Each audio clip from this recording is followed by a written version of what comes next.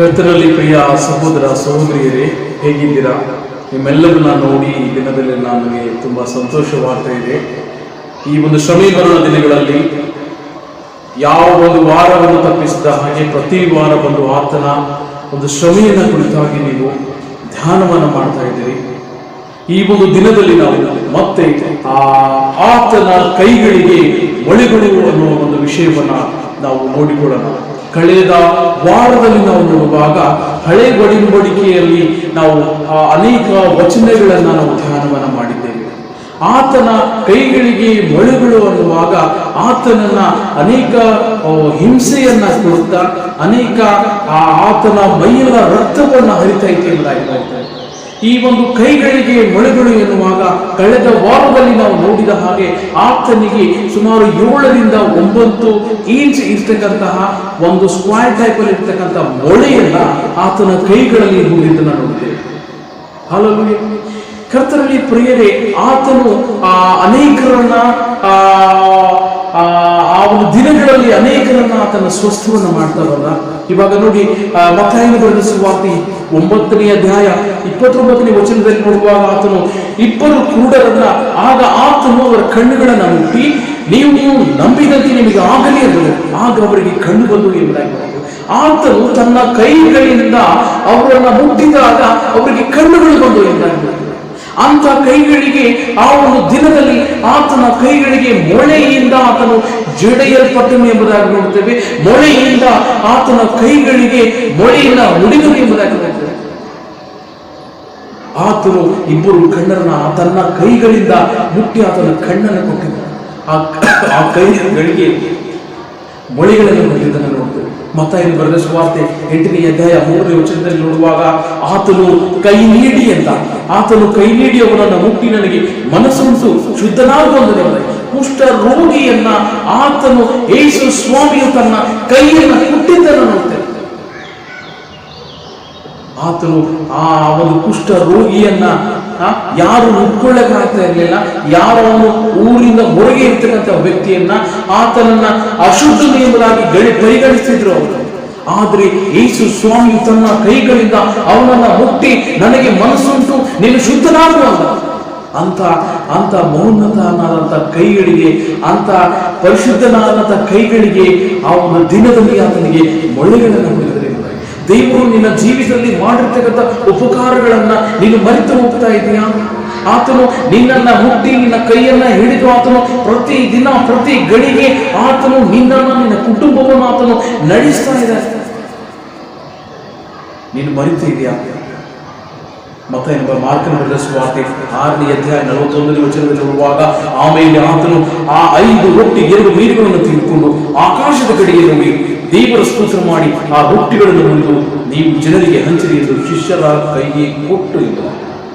ಯೇಸು ಸ್ವಾಮಿಯು 5 ರೊಟ್ಟಿ 2 ಮೀನುಗಳನ್ನ ಆತನು ಶಿಷ್ಯರ ಕೈಗೆ ಕೊಡ್ತಾ ಇದ್ದಾರೆ. 5,000 ಜನರಿಗೆ ಆತನು ಊಟ ಮಾಡಿಸಿದ್ದನ್ನು ನೋಡ್ತೇವೆ. ಅಂತ ಆತನು ಆ ಒಂದು 5 ರೊಟ್ಟಿ 2 ಮೀನುಗಳು ಕೊಟ್ಟಂತ ಕೈಗಳಿಗೆ ಆ ಒಂದು ದಿನದಲ್ಲಿ ಆತನು ಮೊಳೆಯಿಂದ ಆತನು ಹೊಡೆಯಲ್ಪಟ್ಟನೆ. ಎಷ್ಟು ಹಿಂಸೆಯನ್ನ ತಾಳಿದ್ದ, ಎಷ್ಟು ನೋವನ್ನು ತಾಳಿದ್ದ. ಯಾಕೆ ಗೊತ್ತಾ? ನಾನು ನೀನು ಆತನ ಸನ್ನಿಧಾನದಲ್ಲಿ ಬರಬೇಕೆಂಬುದಾಗಿ, ನಾನು ನೀನು ಪರಿಶುದ್ಧವಾಗಿ ಜೀವಿಸಬೇಕೆಂಬುದಾಗಿ, ನಾವು ನೀನು ಮಾಡಿರ್ತಕ್ಕಂಥ ಕೈಗಳಿಂದ ಮಾಡಿರ್ತಕ್ಕಂಥ ಎಲ್ಲ ಪಾಪಗಳ ನಿಮಿತ್ತವಾಗಿ ಆತನು ಆ ದಿನದಂದು ಕೈಗಳಿಗೆ ಮೊಳೆಗಳಿಂದ ಜಡಿಯಲ್ಪಟ್ಟನೆಂಬುದಾಗಿ ಮಾರ್ಕನ ಬರೆದ ಸುವಾರ್ತೆ 6ನೇ ಅಧ್ಯಾಯ 56ನೇ ವಚನದಲ್ಲಿ ನೋಡುವಾಗ ಆತನು ಯಾವ ಗ್ರಾಮಗಳಿಗೂ ಯಾವ ಊರು ಹಳ್ಳಿಗಳಿಗೂ ಹೋದನು, ಅಲ್ಲಿ ರೋಗಿಗಳನ್ನು ಪೇಟೆಗಳಲ್ಲಿ ಇಟ್ಟು ನಿನ್ನ ಉಡುಪನ್ನು ಗೊಂಡೆಯನ್ನಾದರೂ ಮುಟ್ಟಿ ಓಡಿಸಬೇಕೆಂದು ಆತನನ್ನು ಬೇಡಿಕೊಂಡು ಆತನನ್ನು ಮುಟ್ಟಿದವರೆಲ್ಲರೂ ಸ್ವಸ್ಥರಾಗ್ತರು. ಯೇಸು ಸ್ವಾಮಿಯನ್ನು ಹೋಗುವಾಗ ಆ ಒಂದು ಪೇಟೆಯಲ್ಲಿ ಅನೇಕರು ಮುಗ್ಗಿಯಾಗಿ ಆತನನ್ನು ಮುಟ್ಟಬೇಕು ಎಂಬುದಾಗಿ.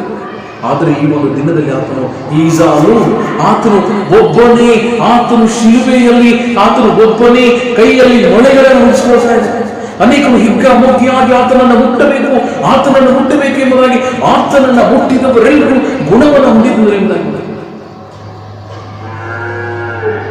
ಆತನು ಮಾಡಿರ್ತಕ್ಕಂಥ ಅನೇಕ ಅದ್ಭುತಗಳನ್ನ, ಅನೇಕ ಸೂಚಕ ಕಾರ್ಯಗಳನ್ನ, ಅನೇಕ ರೋಗಗಳನ್ನ, ಅನೇಕ ದೆವ್ವಗಳನ್ನ ಆತನು ನಡೆಸ್ತಾನೆ.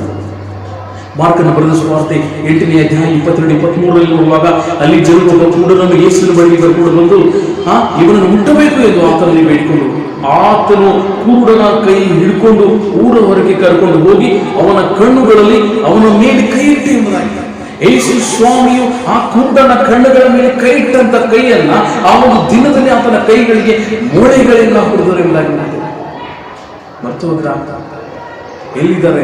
ಆತನಿಂದ ಸ್ವಸ್ಥವನ್ನ ಹೊಂದಿರತಕ್ಕಂತಹ ಜನರು ಎಲ್ಲಿದ್ದಾರೆ? ಕಣ್ಣಿಲ್ಲದವನು ಕಣ್ಣಿಗೆ ಬಂದು, ಕಿವಿ ಇಲ್ಲದವನು ಕಿವಿಯನ್ನ ಬಂತು. ಆವಾಗ ಅನೇಕ ದೆವ್ವಗಳಿಂದ ಬಿಡಿಸಲ್ಪಟ್ಟಂತವರು, ಅನೇಕ ಕುರುಡರು ಸ್ವಸ್ಥರಾದರು ಎಲ್ಲಿದ್ದಾರೆ? ಮತ್ತೆ ನಾವು ನೋಡುವಾಗ ಲೂಕನ ಬರೆದ ಸುವಾರ್ತೆ 8ನೇ ಅಧ್ಯಾಯ 18ನೇ ಅಧ್ಯಾಯ 15ನೇ ವಚನದಲ್ಲಿ ಕೆಲವು ತಮ್ಮ ಕೂಸುಗಳನ್ನು ಸಹ ಯೇಸುವಿನಿಂದ ಮುಕ್ತಿಸಬೇಕೆಂದು ಆತನ ಬಳಿಗೆ ತರಲು ಶಿಷ್ಯರು ಕೊಂಡು ಅವರನ್ನು ಗದರಿಸಿದ್ದಾರೆ. ಯೇಸುವನ್ನ ಮುಕ್ತಿಸಬೇಕೆಂಬುದಾಗಿ ಮಕ್ಕಳನ್ನು ತಂದರು, ಕೂಸುಗಳನ್ನು ತಂದರು. ಆ ಕೂಸುಗಳನ್ನು ಮುಟ್ಟಿದಂತ ಕೈಗೆ ಈ ಒಂದು ದಿನದಲ್ಲಿ ನೋಡುವಾಗ ಆತನ ಕೈಗಳಿಗೆ ಮೊಳೆಗಳನ್ನು ಹೊಡೆದಿದ್ದಾರೆ. ಮಾರ್ಕ 10:16 ನೋಡುವಾಗ ಅವುಗಳನ್ನು ಅಪ್ಪಿಕೊಂಡು ಅವುಗಳ ಮೇಲೆ ಕೈಯಿಟ್ಟು ಆಶೀರ್ವದಿಸಿದನು ಎಂಬುದಾಗಿ. ಆಶೀರ್ವಾದವನ್ನು ಮಾಡಿದಂತಹ ಕೈಗಳಿಗೆ, ಅನೇಕ ರೋಗಗಳನ್ನು ಸ್ವಸ್ಥ ಮಾಡಿದಂತಹ ಕೈಗಳಿಗೆ ಆ ಒಂದು ದಿನದಲ್ಲಿ ಆತನಿಗೆ ಸುಮಾರು 7-9 ಇಂಚು ಮೊಳೆಗಳನ್ನ ಶಿಲುಬೆಗೆ ಹೊಡೆದರು ಎಂಬುದಾಗಿ ಬರ್ತಾ ಹೋಗ್ತಾ ಇದೆಯಾ? ಮಾರ್ಕ 7:33 ನೋಡುವಾಗ ಆತನು ಅವನನ್ನು ಜನರ ಗುಂಪಿನಿಂದ ಒತ್ತಟ್ಟಿಗೆ ಕರ್ಕೊಂಡು ಹೋಗಿ ತನ್ನ ಬೆರಳುಗಳನ್ನು ಅವನ ಕಿವಿಗಳಿಗೆ ಇಟ್ಟು ಉಗುಳಿ ಅವನ ನಾಲಿಗೆಯನ್ನು ಮುಟ್ಟಿ ಎಂಬುದಾಗಿ. ಕಿವಿಯನ್ನ ಕೇಳದಿರ್ತಕ್ಕಂಥ ವ್ಯಕ್ತಿಯನ್ನ ಆತನ ಮುಟ್ತಾ ಇದ್ದಾನೆ. ಮಾತನಾಡದೆ ಬರ್ತಕ್ಕಂಥ ವ್ಯಕ್ತಿಯನ್ನ ಆತನ ನಾಲಿಗೆಯನ್ನ ಮುಟ್ತಾ ಇದ್ದಾನೆ. ಆತನ ನಾಲಿಗೆಯನ್ನ ಮುಟ್ಟಿದಂತಹ ಕೈ, ಆತನು ಅನೇಕ ಕಿವಿಗಳಿಗೆ ಕಿವುಡರನ್ನ ಸ್ವಸ್ಥ ಮಾಡಿದಂತಹ ಕೈಗೆ ಮೋಡಿಗಳಿಂದ ಹೊಂದಿದೆ ಎಂಬುದಾಗಿ.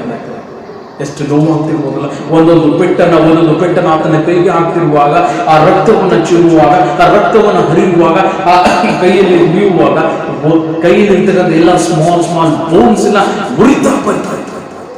ಎಷ್ಟು ನೋವಾಗಿರ್ಬೋದು. ಆತನು ತನ್ನ ಬೆರಳುಗಳಿಂದ ಅವರ ಕೈಗಳನ್ನ, ಅವರ ಕಿವಿಗಳನ್ನು ಮುಟ್ಟಿದನು, ಅವನ ನಾಲಿಗೆಯನ್ನು ಮುಟ್ಟಿದನು. ಮಾರ್ಕ 3:10 ನೋಡುವಾಗ, ಯಾಕಂದರೆ ಆತನು ಅನೇಕರನ್ನು ಸುಸ್ತು ಮಾಡಿದ್ರಿಂದ ರೋಗ ಪೀಡಿತರಾಗಿದ್ದವರೆಲ್ಲರೂ ಆತನನ್ನು ಮುಟ್ಟಬೇಕೆಂದು ಬಿಡುತ್ತಿದ್ರು. ಆತನ ಮೇಲೆ ಆತನನ್ನು ಮುಟ್ಟಬೇಕೆಂಬುದಾಗಿ, ಆತನನ್ನು ಮುಟ್ಟಬೇಕಂತ ಹೇಳಿ ಎಷ್ಟೋ ಜನ ಆತನನ್ನು ಬಿಡ್ತಾ ಇದ್ದಾರೆ. ಆತನು ಎಲ್ಲಿದ್ದಾರೆ? ಎಷ್ಟೊಂದು ಜನ ಆತನನ್ನು ಮುಟ್ಟಬೇಕು, ಆತನಿಂದ ಸ್ವಸ್ಥವನ್ನ ಹೊಂದಬೇಕು ಎಂಬುದಾಗಿ ಬಂದಿರತಕ್ಕಂಥ ಜನರು ಆ ಒಂದು ದಿನದಲ್ಲಿ ನೋಡುವಾಗ ಯೇಸು ಕ್ರಿಸ್ತನನ್ನ ಮೊಳೆಗೆ ಉರಿಯುವುದನ್ನು ಅವರು ನೋಡಿ ಹೋಗ್ತಾ ಇದ್ದಾರೆ.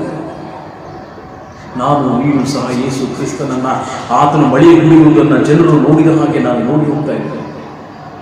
ನಿನ್ನ ಪ್ರತಿಕ್ರಿಯೆ ಏನಾಗಿದೆ? ಮಾರ್ಕ 1:45 ನೋಡುವಾಗ, ಕೈ ನೀಡಿ ಅವನನ್ನು ಮುಟ್ಟಿ ನನಗೆ ಮನಸ್ಸುಂಟು ಎಂಬುದಾಗಿ ನಾವು ತಿರುಗಿ ಮತ್ತೆ ಆ ಒಂದು ಕುಷ್ಠ ರೋಗಿಯನ್ನು ಮುಟ್ಟಿದ್ದನ್ನು ನೋಡ್ತೇವೆ. ಲೂಕ 5:13 ಸಹ ನೋಡ್ತೇವೆ. ಮತ್ತಾಯ 20:34 ನೋಡುವಾಗ, ಆಗ ಯೇಸು ಕನಿಕರಪಟ್ಟು ಅವರ ಕಣ್ಣುಗಳನ್ನು ಮುಟ್ಟಿದನು, ಕೂಡಲೇ ಅವರಿಗೆ ಕಣ್ಣು ಬಂದವು ಎಂಬುದಾಗಿ. ಆ ಕಣ್ಣುಗಳನ್ನ, ಆ ಕುರುಡರ ಕಣ್ಣುಗಳನ್ನು ಮುಟ್ಟಿದಾಗ ಇಮಿಡಿಯೇಟ್ ಆಗಿ ಕಣ್ಣನ್ನು ಬಂದಿದ್ದನ್ನು ಕಣ್ಣನ್ನು ಮುಟ್ಟಿದಂಥ ಕೈಗಳಿಗೆ ಈ ಒಂದು ದಿನದಲ್ಲಿ ಆತನ ಕೈಗಳಿಗೆ ಮೊಳ್ಳೆಗಳಿಂದ ಬಂದರು. ಎಷ್ಟು ನೋವು! ಅದೇನ ನೋಡುವಾಗ ಕಳೆದ ವಾರದಲ್ಲಿ ತೋಮನಿಗೆ ನೋಡಿದ ಹಾಗೆ, ಆಮೇಲೆ ತೋಮನಿ ನಿನ್ನ ಬೆರಳನ್ನು ಈ ಕಡೆ ಚಾಚಿ ನನ್ನ ಕೈಗಳನ್ನು ಮುಟ್ಟಿ ನೋಡಿ ಎಂಬುದಾಗಿ. ಎಂಥ ಒಂದು ಅವಕಾಶ! ಆತನು ನಂಬದೇ ಇರುವಾಗಲೂ ಸಹ ಯೇಸು ಸ್ವಾಮಿಯನ್ನು ಆತನಿಗೆ ತಿರುಗಿ ಇನ್ನೊಂದು ಅವಕಾಶವನ್ನು ಕೊಟ್ಟ.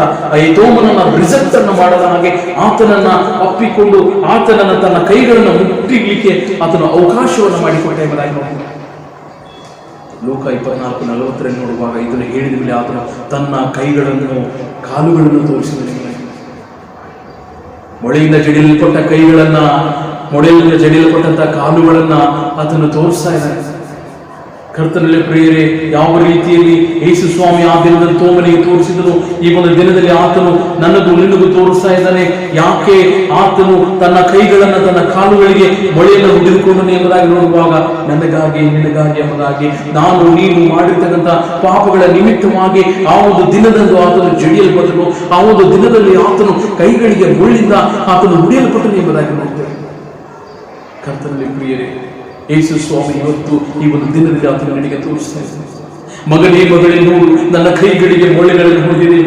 ಲೂಕ 24:40 ನೋಡುವಾಗ, ಇದನ್ನು ಹೇಳಿ ಕೇಳಿದ ಮೇಲೆ ಆತನು ತನ್ನ ಕೈಗಳನ್ನ, ಕಾಲುಗಳನ್ನು ತೋರಿಸಿದ ಎಂಬುದಾಗಿ. ಮೊಳೆಯಿಂದ ಜಡಿಯಲ್ಪಟ್ಟ ಕೈಗಳು, ಗಾಯಗಳಾದ ಕೈಗಳು, ಆತನು ತೋರಿಸುವುದನ್ನು ನೋಡ್ತೇವೆ. ಈ ಒಂದು ದಿನದಲ್ಲಿ ಆತನು ಗಾಯಗಳಾದ ಕೈಗಳನ್ನ ನೋಡಿ ನೀನು ಏನ್ ಮಾಡ್ತಾ ಇದ್ದೆ? ಗಾಯಗಳಾದಂತಹ ಕೈಗಳನ್ನ, ರಕ್ತ ಸುರಿಸಿದಂತಹ ಕೈಗಳನ್ನ, ಆ ಒಂದು ಮೊಳೆಗಳಿಂದ ಜಡಿಯಲ್ಪಟ್ಟ ಕೈಗಳನ್ನ ನೀವು ನೋಡಿ ನೀನು ಹೋಗ್ತಾ ಇದ್ದೀಯ. ಯೇಸು ಕ್ರಿಸ್ತನು ಭೂಲೋಕದಲ್ಲಿ ಇದ್ದಾಗ ಆತನು ಅನೇಕ ಮಹತ್ ಕಾರ್ಯಗಳನ್ನ, ಅನೇಕ ದೆವ್ವಗಳನ್ನ, ಅನೇಕರಿಗೆ ಕಣ್ಣುಗಳನ್ನ, ಅನೇಕರಿಗೆ ಕಿವಿಗಳನ್ನ ಆತನು ಕೊಟ್ಟು ನಿಮ್ಮಲ್ಲಿ ಅಲ್ಲಿ ನೋಡುವಾಗ ನಾವು ಗೆತ್ಸೆಮನೆ ತೋಟದಲ್ಲಿ ಅಲ್ಲಿ ಒಬ್ಬ ಆ ಮಹಾಯಾಜಕನ ಆಳನ್ನ ಒಂದು ಕಿವಿಯನ್ನು ಮುರಿದಾಗ ಯೇಸು ಸ್ವಾಮಿ ಆತನ ಇಮಿಡಿಯೇಟ್ ಆಗಿ ಆತನ ಕಿವಿಯನ್ನು ಮುಟ್ಟಿ ಆತನಿಗೆ ಗುಣಪಡಿಸಿದ್ದನ್ನು ನೋಡ್ತೇವೆ. ಯಾವ ಸರ್ಜರಿ ಇಲ್ಲ. ಅಂತ ಮಹತ್ ಕಾರ್ಯವನ್ನ, ಅಂತ ಅದ್ಭುತವನ್ನ ಆತನು ಅನೇಕರಿಗೆ ಮಾಡಿದಾಗ, ಅನೇಕರಿಗೆ ಆತನು ಕನಿಕರವನ್ನ ತೋರಿಸಿದ್ದ, ಅನೇಕರಿಗೆ ಆತನು ಅನೇಕ ರೋಗಗಳನ್ನು ಸೃಷ್ಟಿ ಮಾಡ್ತಾ ಬಂದ. ಆತನಿಗೆ ಕರ್ತನಲ್ಲಿ ಪ್ರಿಯರೇ, ಆ ಒಂದು ದಿನದಲ್ಲಿ ಆತನ ಒಬ್ಬನೇ ಕೈಯಲ್ಲಿ ಮೊಳೆಗಳಿಂದ ಜಡಿಯಲ್ಪಟ್ಟ ಗಾಯಗಳಾದಂತಹ ಕೈಗಳನ್ನ, ಆ ರಕ್ತ ಸುರಿಯುವಂತಹ ಕೈಗಳನ್ನ ನಾನು ನೀನು ಈ ಒಂದು ದಿನದಲ್ಲಿ ಜ್ಞಾಪಕವನ್ನ ಮಾಡಿಕೊಳ್ಬೇಕಾಗಿದೆ. ಜನರು ನೋಡಿ ಹೋಗದ ಹಾಗೆ ನೀನು ಆತನ ಕೈಗಳನ್ನ ಯಾವ ರೀತಿಯಲ್ಲಿ ಲೂಕ 24:40 ಇದನ್ನು ಹೇಳಿದ ಮೇಲೆ ಆತನು ತನ್ನ ಕೈಗಳನ್ನ, ಕಾಲುಗಳನ್ನ ತೋರಿಸದನು ಎನ್ನುವ ರೀತಿಯಲ್ಲಿ ದೇವರು ಈ ಒಂದು ದಿನದಲ್ಲಿ ಆತನು ಶ್ರಮೆ ಪಟ್ಟಿರ್ತಕ್ಕಂಥ ವಿಷಯವನ್ನ ನನಗೂ ನಿನಗೂ ಆತನು ತೋರಿಸ್ತಾ ಇದ್ದಾನೆ. ಏನ್ ಮಾಡ್ತಾ ಇದ್ದ? ಆತನು ಪಟ್ಟಿರ್ತಕ್ಕಂತಹ ಗಾಯಗಳನ್ನ ನೋಡಿ ನೀನು ಹಾಗೆ ಮರೆತು ಹೋಗ್ತಾ ಇದೀಯ? ಇಲ್ಲ ಮಗನೇ, ನೀನು ಆತನ ಗಾಯಗಳನ್ನ ನೋಡಿ ನೀನು ಪಶ್ಚಾತ್ತಾಪ ಪಟ್ಟು ನೀನು ಮಾಡಿರ್ತಕ್ಕಂತಹ ಕೈಗಳಿಂದ ಮಾಡಿರ್ತಕ್ಕಂತಹ ಪಾಪಗಳಿಗಾಗಿ ನೀನು ಪಶ್ಚಾತ್ತಾಪವನ್ನು ಪಟ್ಟು ಆತನ ಸನ್ನಿಧಾನದಲ್ಲಿ ಬರುವಾಗ ದೇವರು ನಿನ್ನ ಪಾಪವನ್ನು ಆತನು ಕ್ಷಮಿಸಿದ್ದಾನೆ. ಬಾ, ಆತನು ನಿನಗಾಗಿ ತನ್ನ ಕೈಗಳಿಗೆ ಮೊಳೆಗಳನ್ನ ಉಡಿಸಿಕೊಂಡು ಮೈಯೆಲ್ಲ ಗಾಯವನ್ನು ಮಾಡಿಕೊಂಡು ಮೈಯೆಲ್ಲ ಆತನ ರಕ್ತವನ್ನ ಸುರಿತಾ ಇತ್ತು. ಕೊರಡೆಗಳಿಂದ ಉಡಿಸಿಕೊಂಡವರು ಆತನು ನಿನಗಾಗಿ ತಲೆಯ ಮೇಲೆ ಮುಳ್ಳಿನ ಕಿರೀಟವನ್ನು ಇಡಿಸಿಕೊಂಡನು. ಆತನು ನಿನಗಾಗಿ ಬೆತ್ತದಿಂದ ಉಡಿಸಿಕೊಂಡನು. ಆತನು ನಿನಗಾಗಿ ಮುಖದ ಮೇಲೆ ಉಳಿಸಿಕೊಂಡನು. ಆತನು ನಿನಗಾಗಿ ನನಗಾಗಿ ಈ ಎಲ್ಲಾ ಶ್ರಮೆಯನ್ನು ಆತನು ತಾಳಿದನು. ಆತನ ಪಾದವನ್ನು ಪಶ್ಚಾತ್ತಾಪದ ಹೃದಯದಿಂದ ಇನ್ನು ಆತನ ಪಾದದಲ್ಲಿ ಬರುವಾಗ ದೇವರು ನಿನ್ನ ಪಾಪವನ್ನ ಆತನು ಕ್ಷಮಿಸಲಿಕ್ಕಿದ್ದಾನೆ, ನಿನ್ನನ್ನು ಆತನು ನಡೆಸಲಿಕ್ಕಿದ್ದಾನೆ. ಈ ಒಂದು ಶ್ರಮೆ ಮರಣ ದಿನಗಳಲ್ಲಿ ಆತನ ಶ್ರಮೆಯನ್ನು ಧ್ಯಾನಿಸಿ ನೀನು ಹೋಗದ ಹಾಗೆ ನನ್ನ ಜೀವಿತದಲ್ಲಿ ಬದಲಾವಣೆಯನ್ನು ಬೇಕಾಗಿದೆ. ಸ್ವಾಮಿ, ನಾನು ನಿನ್ನನ್ನು ನಿರ್ಪಾಲಿಸ್ತೇನೆ ಎಂಬ ಒಂದು ರೀತಿಯಲ್ಲಿ ನಾವು ನಿರ್ಧಾರವನ್ನು ತೆಗೆದುಕೊಳ್ಬೇಕು. ಕೈಗಳಿಂದ ಮಾಡಿರ್ತಕ್ಕಂಥ ಪಾಪಗಳ ಕ್ಷಮಾಪಣೆಯನ್ನು ಕೇಳಿ ಸ್ವಲ್ಪ ಹೊತ್ತು ನೀನು ಆತನ ಕೈಗಳಿಂದ ಮಾಡಿರ್ತಕ್ಕಂಥ ಮಹತ್ ಕಾರ್ಯಗಳನ್ನ, ಆತನು ಕನಿಕರಪಟ್ಟು ಅನೇಕ ಕಣ್ಣುಗಳನ್ನ ಕೊಟ್ಟಿದ್ದನು, ಕಿವಿಯನ್ನ ಕೊಟ್ಟಿದ್ದನು, ಆ ಮಾತನಾಡದೆ ಬಾರತಕ್ಕಂಥ ವ್ಯಕ್ತಿಯನ್ನ ನಾಲಿಗೆಯನ್ನ ಮುಟ್ಟಿದನು ಎಂಬುದನ್ನು ನೋಡ್ತೇವೆ. ಅಂತ ಕೈಗಳನ್ನ ಮುಟ್ಟಿದಂತ ಕೈಗಳಿಗೆ ಆ ಒಂದು ದಿನದಲ್ಲಿ ಮೊಳೆಗಳಿಂದ ಜಡಿತಾ ಇದ್ದಾರೆ, ಮೊಳೆಗಳಿಂದ ಮುಡಿತಾ ಇದ್ದಾರೆ. ಒಂದೊಂದು ಪೆಟ್ಟು ಹಾಕುವಾಗ ಆತನು ಎಷ್ಟು ನಂಬಿಕೊಂಡಿರ್ಬೋದಲ್ಲ, ಎಷ್ಟು ಆತನ ನೋವನ್ನು ಅನುಭವಿಸಿರ್ಬೋದಲ್ಲ. ಯಾಕೆ ಗೊತ್ತಾ? ನಾನು ನೀನು ಆತನ ಸನ್ನಿಧಾನದಲ್ಲಿ ಬರಬೇಕು, ನಾನು ನೀನು ಆತನ ಸನ್ನಿಧಾನದಲ್ಲಿ ಪ್ರಾರ್ಥಿಸುವ ಮಗನಾಗಬೇಕು, ನಾನು ನೀನು ಆತನ ಸನ್ನಿಧಾನದಲ್ಲಿ ವಾಕ್ಯವನ್ನು ಧ್ಯಾನಿಸುವಂತ ಮಗಳಾಗಬೇಕು. ಆತನ ಪ್ರೀತಿಯನ್ನು ಮರೆತಿದ್ದೇನೆ. ಎಷ್ಟು ಪ್ರೀತಿಸಿದ್ದಾರೆ. ನೀನು ನಿತ್ಯ ಜೀವಕ್ಕೆ ಸೇರಬೇಕೆಂಬುದಾಗಿ, ನೀನು ನಿತ್ಯವಾಗಿ ಆತನೊಂದಿಗೆ ಇರಬೇಕೆಂಬುದಾಗಿ ಈ ಎಲ್ಲಾ ಶ್ರಮೆಯನ್ನು ಆತನು ತಾಳಿದ. ಒಂದೊಂದು ಪೆಟ್ಟು ಹಾಕುವಾಗ ಆತನು ನಿನ್ನನ್ನು ನೋಡ್ತಾ ಇದ್ದ. ನೀನು ಮಾಡಿರ್ತಕ್ಕಂಥ ಕೈಗಳ ಪಾಪವನ್ನು ಕುರಿತಾಗಿ ಆತನ ಗಾಯವನ್ನು ಪಡಿಸಿಕೊಳ್ತಾ ಇದ್ದ. ಬಾ ಆತನ ಪಾದದಲ್ಲಿ, ಪಶ್ಚಾತ್ತಾಪದ ಹೃದಯದಿಂದ ಆತನ ಪಾದದಲ್ಲಿ